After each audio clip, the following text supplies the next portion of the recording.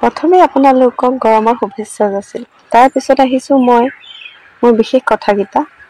এতিয়াতো ADRE third grade fourth grade পৰীক্ষা পালেহি। মাজত মাথো দুমাহটো কিনি যাব আপোনালোকে গমেই নাপাব। যিসকলে পঢ়ি আছে ভাল কথা, আপোনালোকলৈও শুভেচ্ছা থাকিল। আৰু যিসকলে পঢ়া নাই, মোৰ এই নিনজা টেকনিকটো ব্যৱহাৰ কৰক। আচলতে পৰীক্ষা এটা পাছ কৰিবলৈ হ'লে অকল পঢ়াটোৱে নহয়, তাতো বহুত কথা, কিছুমান গ্ৰহ দোষ, কালৰ দোষ, বহুত কিবা কিবি থাকে যিখিনি জ্যোতিষীয়ে ঠিক কৰিব পাৰে।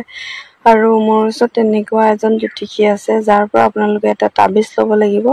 আৰু সেই তাবিজটোত তেওঁ দুটামান কিবা লিখি দিব, যিটো আপোনাৰ যদি কিবা পঢ়াৰ উপৰিও বাধা বিঘিনি আছে বা কম পঢ়ি পাছ কৰিব বিচাৰিছে, তেতিয়াহ'লে আপোনালোকে নিশ্চয় সফল হ'ব। এতিয়া কথা হ'ল, আপোনালোকে ভাবিছে তাবিজটোত এনেকুৱা কি থাকিব। তাবিজটোত লিখা থাকিব ওম নম ভাগৱতে বুলি ভাবিছে নেকি?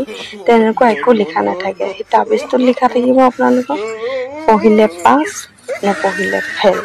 গতিকে এনেই মিছাতে নপঢ়াকে পাছ কৰিম বুলি ভাবি পিনি ভিডিঅ'টো চাই সময় নষ্ট কৰিলে দেই। মোক বেয়া চেয়া নাপাব আকৌ। ধন্যবাদ।